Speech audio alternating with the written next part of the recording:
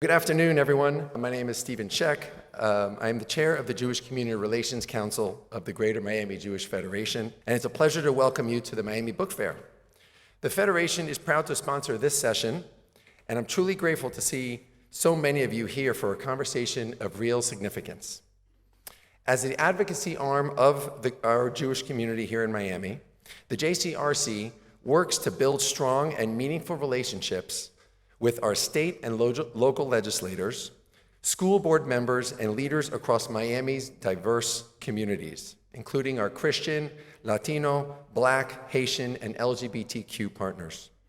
We believe deeply in dialogue, collaboration, and the idea that communities are stronger when they stand together. Those values feel especially relevant today as we gather to discuss a topic that demands our attention: anti-Semitism in America. We are honored to have Dr. Pamela Nadell with us to share insights from her important new book on anti-Semitism in America.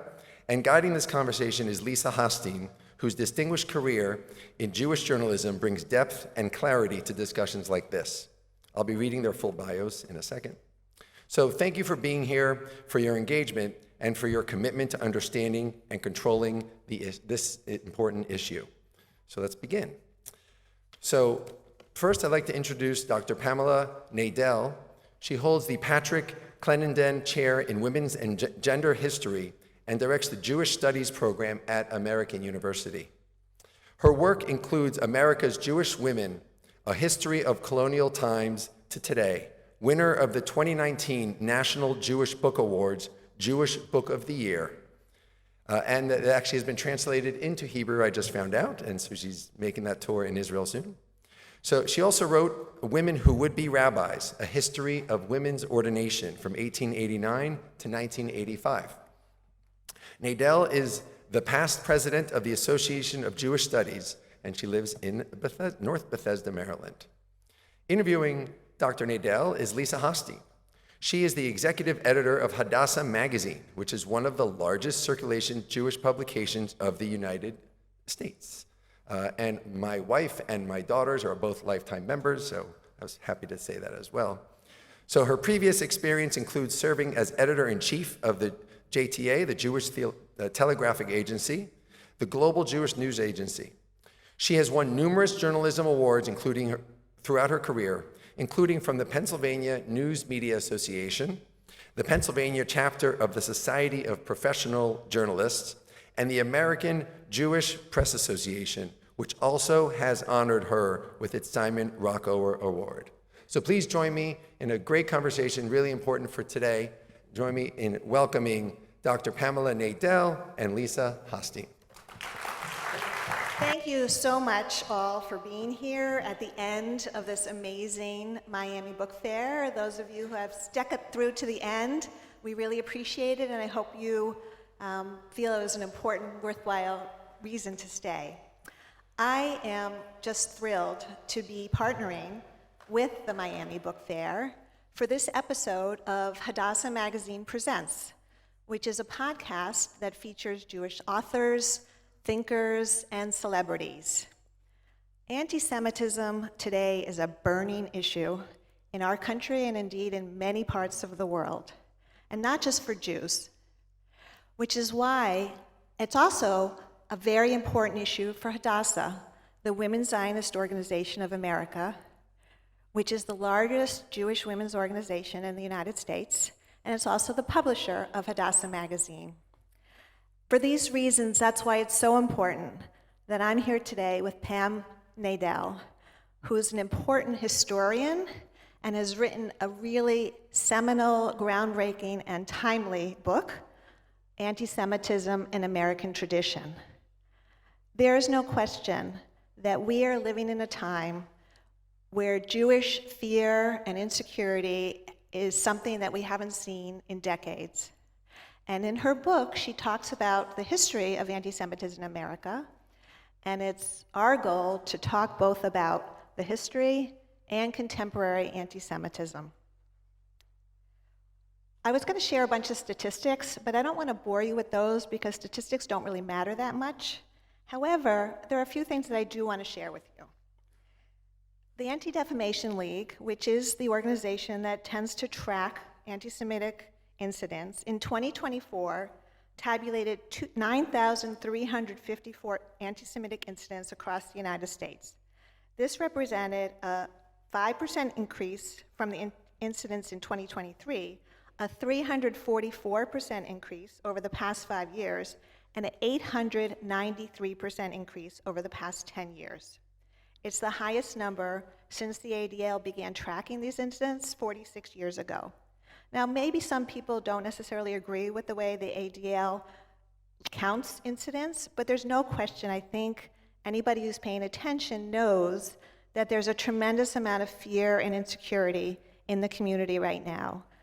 Jewish synagogues, schools, institutions, all have armed guards outside their buildings these days.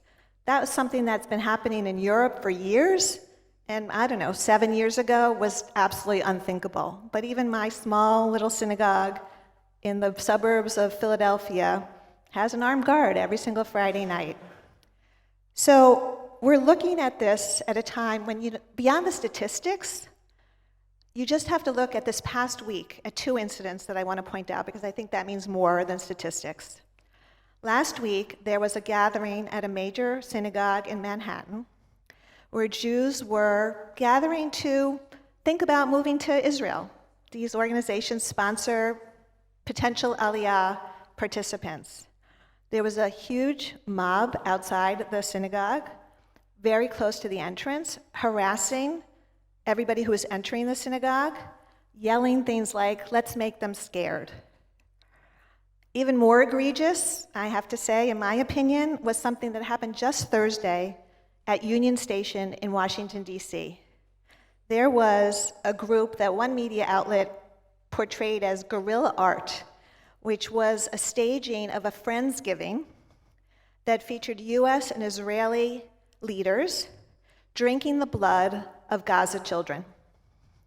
Now, anybody who knows anything about Jewish history knows that this is one of the most vitriolic libels against the Jews that often ended in a lot of violence.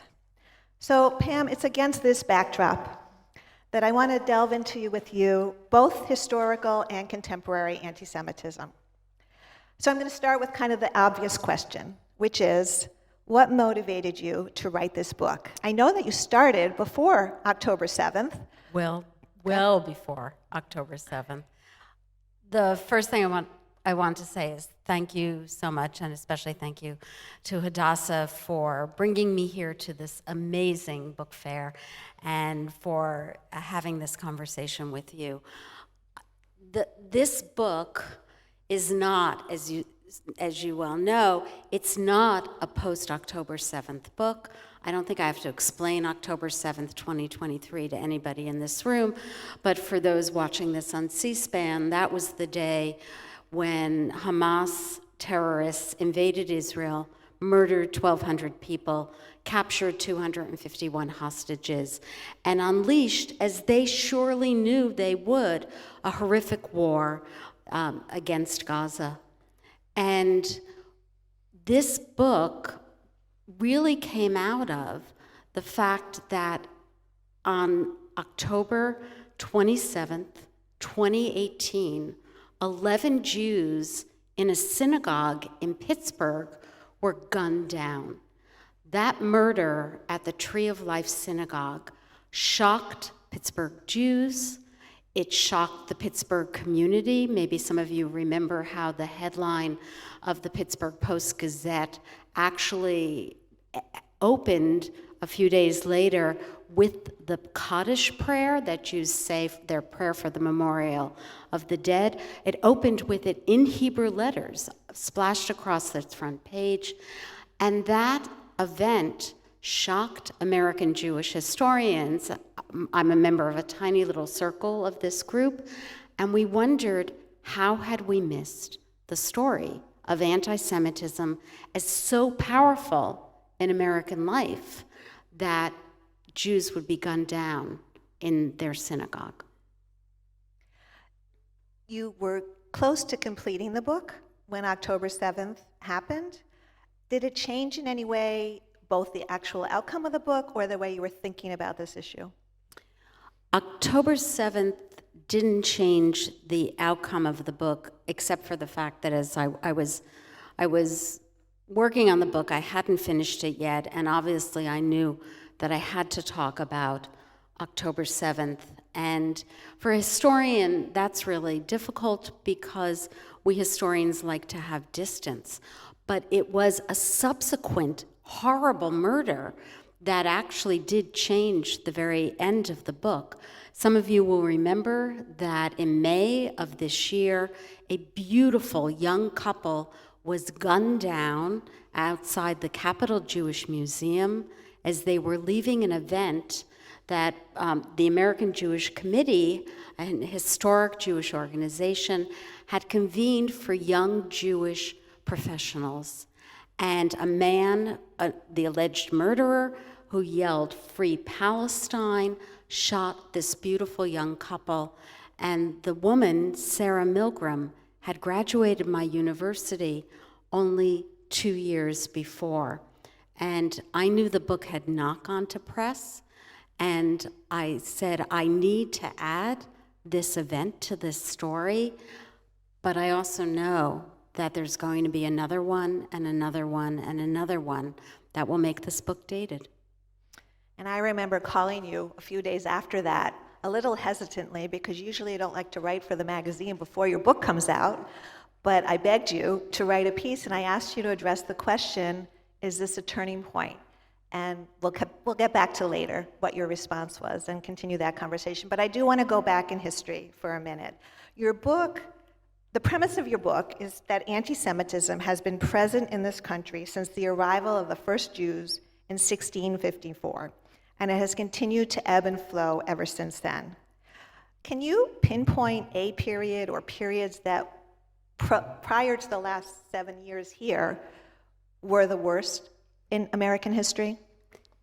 For historians, the worst period of anti-Semitism in American history has traditionally been the years between World War I and World War II. And the reason for that is that the first thing that happens in the 1920s is all sorts of what we would call structural restrictions get imposed on the Jews. And the people who are doing this are very proud of what they're doing. A. Lawrence Lowell, president of Harvard, publishes a defense of the quota he established at Harvard on the front page of the New York Times. And ultimately, 700 colleges and universities have quotas on the number of students who they admit. Want ads. Most people under a certain age will have no idea what I'm talking about, but it used to be that if you wanted to rent an apartment or get a job, you opened your morning newspaper. And those want ads, they could read both for jobs and for housing, Christians only or Gentiles only. And then when we move into the 1930s, these restrictions are in place, but then we also have a very powerful Nazi movement in America, funded, we know, by the Nazi government in Germany, and they begin physically harassing Jews, literally beating them up on the streets of cities like New York and Boston. You know, I'm struck by the numbers of Jews in this country over the period, and you cite that on the eve of the Civil War, there were 150,000 Jews. And by the end of that century, the 19th century, there were already 1 million Jews. And now there are roughly 5.8 million Jewish adults, according to 2020 figures. But the percentage of the population that the Jews comprise has grown only slightly from the end of the 19th century, from about 2% to about 2.4% in 2020. Have you seen any correlation between the number of Jews and the degree of anti-Semitism, or there's not a connection? The place where there's a correlation was in this period of the 1920s, because one of the things that happens is that in the 1920s, not only did the quotas come in and these restrictive laws about, where Jews could live and where they could work, but what also happens in this period is that the government establishes a quota system for immigration to the United States. And we know, if you read through, as I did, congressional testimony, we know how the government was deliberately trying to keep out Jews. And that was the point, that was sort of the end point where the Jewish population of America had grown to well over 2 million. By 1940, it would be 4 million. But otherwise, to be honest, the number of Jews in America, it does not affect anti-Semitism, just as it does not affect anti-Semitism around the world, because there's anti-Semitism in places that have absolutely no Jews. So that actually is a good segue into my question that we don't usually ask, or I don't usually ask. And I'm wondering if your research into this book shed any additional light for you on why people hate Jews. We know it's the oldest hatred in the world, but how do you answer the question that I suspect you get from your students, we get from our children and our grandchildren? Why this hatred? Right. Why hatred of a people that is 0.1% of the world's population? The anti-Jewish animus begins long before the word anti-Semitism was ever coined. The word anti-Semitism doesn't even appear until the late 1870s. But people have hated Jews. I mean, we could go all the way back to Exodus and Pharaoh. But the real starting point for anti-Jewish hatred in the Western world comes with the birth of Christianity. And if you read through the Gospels carefully, you will see quotations about the devil being the father of the Jews worshiping in the synagogue of Satan. And that motif is so powerful that almost every time I give one of these talks, somebody comes up to me afterwards and says, you know, when I went to college, they wanted to see someone who's Jewish, they wanted to see my tail or my horns. And you heard those examples. We were sitting together at dinner the other night, even from 1970s. Exactly. Which I did not think was still happening then. I mean, that was when I was young and through the 80s and 90s. And that leads to another question.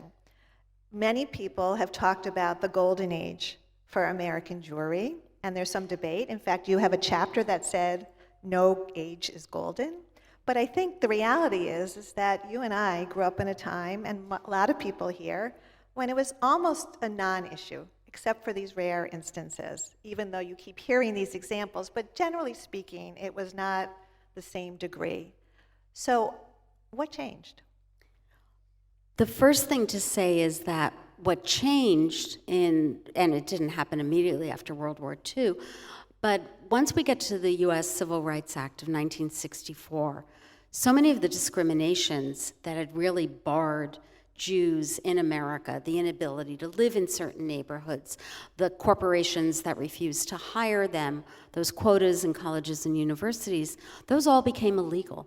And once that happens, we do see Jews rushing into the breach, and we have this sense, as you said, that we were living through a golden age because the structural discriminations against Jews had fallen. But one of the things that I was able to do in this research, which is why I called No Age Entirely Golden, is that thanks to the tools we have today, the digitization of local community newspapers, I was able to develop a database of arson, attacks, violence, bombings, failed bombings because the bombs didn't go off, and even murder that had occurred against Jews in that period of the Golden Age. But we didn't know about the story because they were local attacks and they hadn't made headlines. That's why I called that chapter No Age is Golden. Very interesting. And I know that you've said you were very instrumental in helping develop the museum, now the Weitzman Museum of American Jewish History in my town, Philadelphia. And it's a beautiful museum, and yet there's virtually nothing about anti-Semitism. So clearly it wasn't on the radar. Right. I was one of the founding historians of the Weitzman National Museum of American Jewish History. Our exhibit is now about 20 years old, was definitely created in what we were thinking of as the Golden Age. And we're well aware now that we didn't have a lot about anti-Semitism in there. It's a museum that sits on Philadelphia's Independence Mall. We were thinking about the choices and challenges that freedom had posed to American Jews. And I can assure you that we are already in conversation about redoing that exhibition, and also about creating a new small exhibition that will talk about, we'll actually hear from voices of people today who have experienced anti-Semitism. Have you begun to speculate at all how you would approach that? We have a pretty good sense because we have examples for, I'll give you just one, we'll probably get this voice, of a young man at the University of Pittsburgh who was assaulted coming home one Friday night. And I happen to know the story. Not only did it make national headlines, I know the story because it was the son of the head of our federation. Interesting, because I actually know of another case from Pittsburgh, and I know the family from Philadelphia. So there must have been more than one example, even at Pittsburgh. So the sources of anti-Jewish hate has evolved over time, and it now is clearly coming from both the right, white Christian nationalist movement and the anti-Zionist left. So how would you explain and describe the evolution of the sources of hate in this day and age? That anti-Semitism comes now from the right and the left is what makes this moment, I think, the high tide of American anti-Semitism. From the right, it has old origins. We have, when the immigrants are coming in, we have a movement to stop immigration into America. I'm talking about when the Russian Jews are coming in the late 1890s and early 1900s, and they're charging Jews, poor East European Jews, with trying to replace the rightful inhabitants of America, which are the Christian white nationalists. And from the left, anti-Semitism from the left comes straight out of the Soviet Union, but people don't remember this. They don't know the origins of it. The Soviet Union outlawed anti-Semitism, but it was deeply anti-Zionist, and its promotion of anti-Zionism is something that the contemporary left has picked up without understanding what they're doing. Could you go a little deeper? Because I think people do get confused and not everybody's on the same page of what anti-Zionism means. And I think even in the American Jewish community, there's always been discussion whether criticism of the Israeli government or policies is just anti-Israel, anti-government, or whether it veers over, spills over into anti-Zionism and anti-Semitism. And I think that there's a little bit more of a consensus now in the American Jewish community that it's hard to separate anti-Zionism and anti-Semitism. So can you unpack that for us? Anti-Zionism is the movement that opposes the existence of the State of Israel. To be critical of the government of Israel is as acceptable as it is to be critical of any government that one has differences with. And often, and especially before October 7th, we often heard the argument that criticizing the government of Israel is definitely not anti-Semitic. Yet, to use the example from the Union Station from this week, when anti-Zionists trot out classic anti-Semitic canards that Jews are the people who need the blood of others, who drink the blood of others, who use it for their religious purposes, it's crossed the line. There's no question that it's crossed the line to anti-Semitism. When I think of anti-Zionism, the other thing I want to say about it is I want to think about the outcome of anti-Zionism. I've been in all these meetings, you probably have too, where a colleague is sitting there and he says to me, I'm not anti-Semitic. And then he says, I just don't believe Israel has the right to exist. 45% of the world's Jews live in Israel. But what has been the outcome of anti-Zionism in other places? Soviet Jews had to leave. They struggled to leave. They fled both during the Soviet Union and then immediately after its collapse. But what about the anti-Zionism that burst out in the Middle East in Iraq and in Algeria and in North Africa? What happened to those communities? In Iraq, in 1948, they outlaw Zionist sympathies, they outlaw pro-Zionism, and within 3 years, over 90% of Iraqi Jews fled. Same thing happened in Morocco, same thing happened to the Jewish communities all across North Africa and the Middle East. So if anti-Zionism is not anti-Semitism, how come the Jews in those places are gone?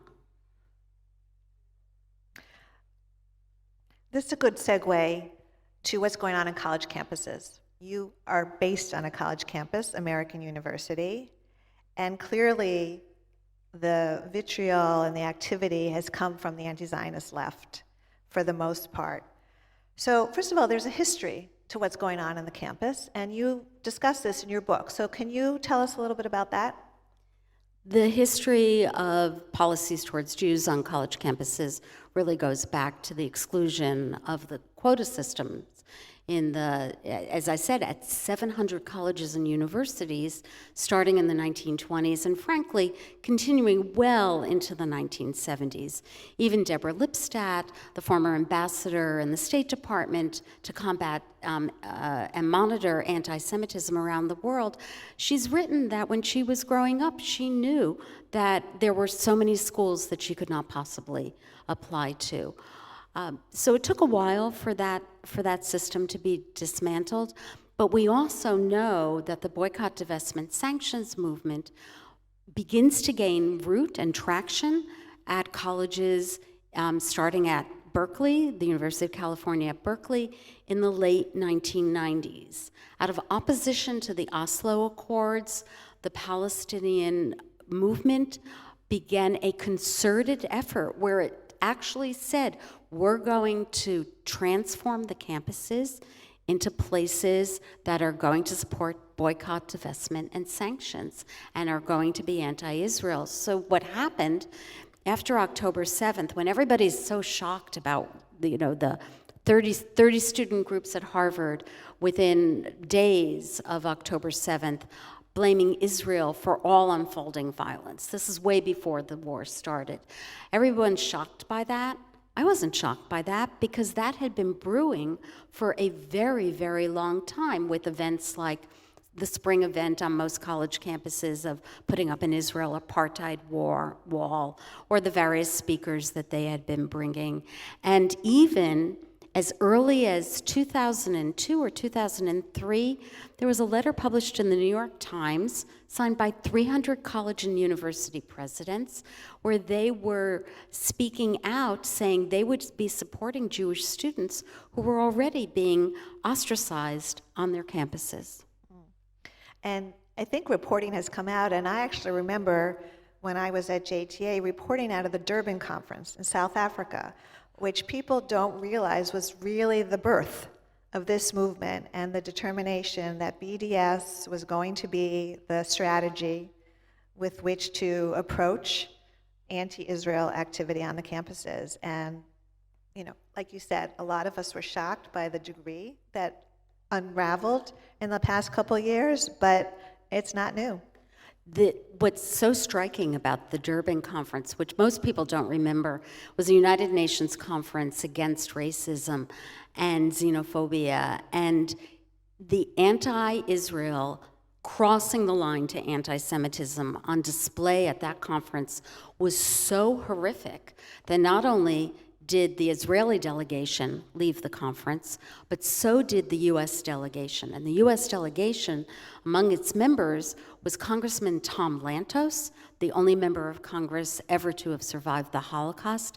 And he said the anti-Semitism he saw there was worse than anything he had seen in Budapest under the Nazis. And of course, Durban didn't get as much coverage as it might have because it basically coincided with 9/11.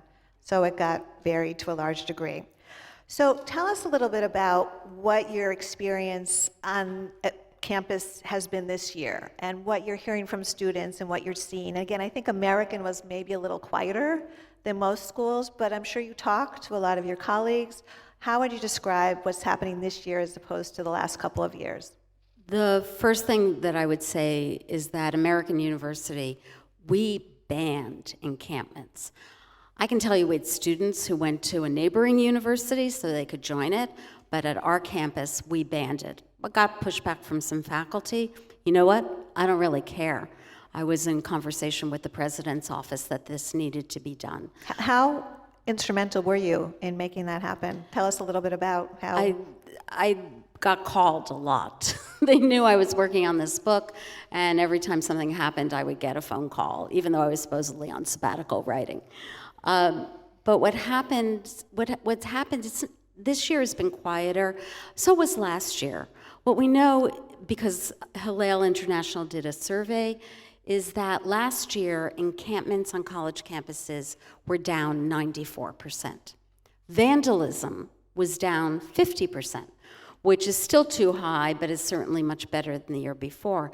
But where anti-Semitism has exploded is on social media. And social media in the last academic year on college campuses, anti-Israel, anti-Semitic social media, was up almost 200%. And I believe you're teaching a class on anti-Semitism, using your book, I presume, at American. Are the students all Jewish, or are there some non-Jewish students? And what are you hearing from them? What are they seeking in terms of understanding this better? The first thing that I should say is the great thing about being a faculty member is that when you decide you want to write a book about something, you begin teaching it, because that's the only way you're going to learn your subject. I began teaching a course on the history of anti-Semitism in 2019, when I realized that I needed to write this book. And this year, well, let me back up for a second. The course was always really diverse. I always had a really diverse population. In fact, when I was teaching it online during COVID, I had 3 students who were in China who were 12 hours ahead or behind us, behind the class in terms of time. But this year, something really striking has changed in the class. 2 things. One, and although I don't ask the students to self-identify, they all did in the course of our conversations, every Jewish student in my class has already experienced anti-Semitism. They came to American University bringing memories of anti-Semitism with them, which I know they are never going to forget, because that's what drove me into the book. The other thing that really struck me is that every single one of the students in the class who do not identify as Jewish are actually Catholic. They all went to Catholic school or were raised Catholic. And we build in this class a remarkable community, and they focus on learning about the history of anti-Semitism, a little bit about anti-Semitism in America, but we also spend a lot of time looking at anti-Semitism today. And they are some of my greatest allies, because I look at them and I think they're the future, and they're going to be able to help us get past this moment. I also want you to talk about an experience you had earlier before the fair officially started. So you should know that Pam's book was selected among all the books by a program, an amazing program that the Miami Book Fair sponsors, which is to choose one book, buy 150 copies, and have a special program with students here at Miami-Dade College. And to the enormous credit of the organizer, Lisette and her team, they chose Pam's book to be the one to present to this student body, which of course most of you, being from this area, know is a predominantly non-Jewish student body. And so I think that's just amazing. So you had an experience Thursday afternoon with them, so tell us about that. I had one of the most wonderful teaching experiences I have ever had, and I have to thank Lisette, the conference organizer, the book fair organizer for this. I teach in a very special university, and many of my students are extremely privileged. And here I was meeting a group of students who all are either immigrants or the children of immigrants, it seemed, based on the conversations I had. And I showed them, I kind of ran through anti-Semitism from 1654, when it started, as you said, all the way up to the anti-Semitism of the right and the left today. And they asked such extraordinary questions, and we had really deep conversations afterwards as I was signing their books, and they were so taken not only with understanding this hatred against a people that they really don't know much about, but they were also deeply trying to understand how much Christianity had contributed to the advancement of Jewish hate. And I was really moved by their conversations, by their curiosity, and I was also so moved by the fact that I was meeting people who I see as the future leaders of this country. Very important. Let's stay on the campus, but actually shift to Congress about campus for a moment. So Pam has testified numerous times in front of Congress on the question of anti-Semitism, and this included the infamous December 2023 hearing, where you sat alongside the presidents of Harvard, MIT, and Penn. Maybe for those of you who watched that, now Pam looks familiar to you. Who was that other person on the panel? So tell us about that experience and what you were trying to convey to Congress in that context and what your takeaway was. I was invited to testify in Congress in that now infamous hearing with the presidents. 2 of them lost their jobs. I'm thrilled to say nobody's tried to fire me so far. And I was there because the people who invited me knew that I was working on this book, and they thought that it would be useful to have something about anti-Semitism and its long history in America in my written remarks. When you go to testify in Congress, you write remarks and then you have to summarize them in 5 minutes in the hearing. And I was able to at least enter into the record, the historical record, some of this history that now appears in this book. But I also was well aware of a larger issue that was at play in that hearing. That hearing was, I believe, the opening attack on the universities in this country. The month before, then candidate Trump had announced that he was going to tax the endowments of the universities.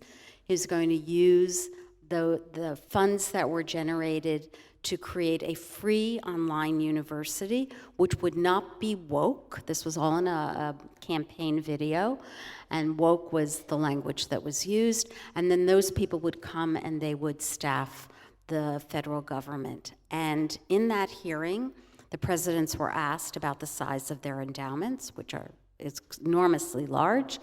They were asked about what was going on their campuses in terms of anti-Semitism.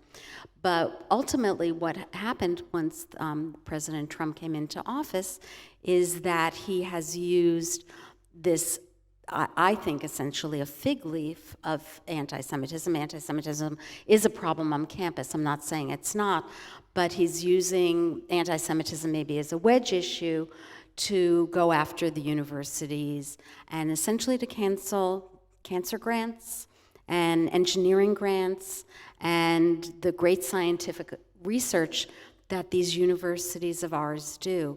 And what really frightens me is that if our universities lose their position of preeminence in scientific and medical research in this country, and they lose it to China or some other country, that in the end, someone is going to remember that it happened because of the Jews.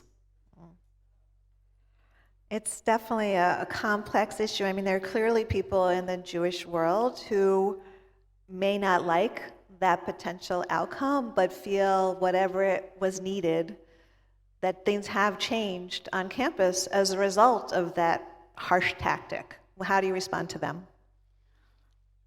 Things began to change on campus because, let's be honest about this, the universities realized they had an enormous problem and they had no way to solve it. When we think of the history of protests on campus, we think of the Vietnam War, we think of the anti-apartheid movement in South Africa, but that wasn't students against students.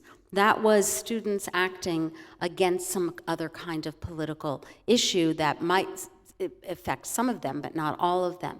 What happened on campus was we essentially had two groups of students arguing over each other. And the universities were just caught flat-footed. We all have student conduct codes, but student conduct codes, nobody really paid a whole lot of attention to them.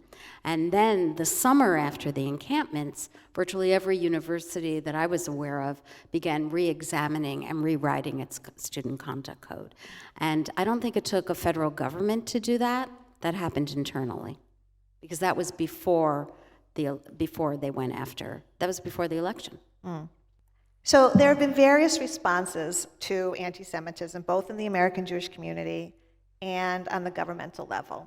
So what do you see as the most effective responses? The most effective responses historically have been legislation. I'm sorry, have been? Legislation. There's no question. The Civil Rights Act of 1964, but also declaring restrictive covenants which prohibited sales of property to Jews, declaring those unenforceable and ultimately illegal, Fair Employment Practices Acts. Those have been some of the most powerful changes and the ones that are really the most helpful. But I also do see that we know that anti-Semitism has historically spread through new technologies. The printing press allowed for the spreading of the idea of the blood libel. The radio allowed both the Nazis in Germany and Father Charles Coughlin in America to spread anti-Semitism. And now social media is the chief spreader of anti-Semitism.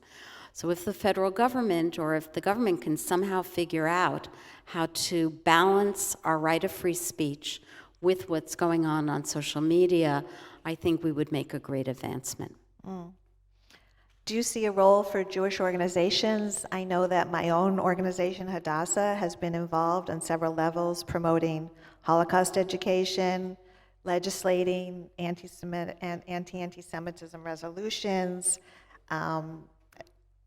using their physicians, nurses, and educators council to be actively involved in efforts to address anti-Semitism and anti-Zionism in their fields. How important is the work of Jewish organizations? The work of Jewish organizations is of fundamental importance, but let's be honest, Jews can't do this alone. Jewish people are, as you said, about 2% of the population of the United States. And anti-Semitism is often seen as a danger to democracy. And if we can solve some of the anti-Semitism problems, maybe we can also solve some of the concerns we have about our democratic republic, small d, small r. So the last question I want to ask, and then we'll definitely open it up.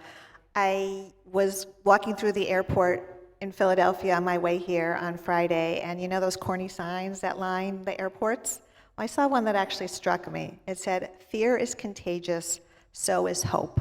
So I'd love for you to end on some hopeful note. I can do that because as someone who's Jewish, I go back to the text, and Psalm 126 teaches us that those who sow in tears will reap in joy. And I think, just as you asked about Jewish organizations, just as I've been trying to encourage allies, that if we can lay the seeds to get past this moment, maybe we won't reap them in joy, but I hope my children and grandchildren will. Thank you. I just very quickly want to encourage everybody to buy Pam's book if you haven't already. It's really an important read, especially as this conversation continues on many levels. And if you're not familiar with Hadassah, I know we've got some Hadassah people here, so thank you very much, my chevra. If you're not familiar with Hadassah, out on the table outside this room is information. There's a complimentary copy of the magazine. If any of you were here to hear Rabbi Bookdahl yesterday, she's on the cover of this issue, so you might want to pick that up. So thank you very much for coming. And thank you, Lisa. That was wonderful. Thank you, Pam.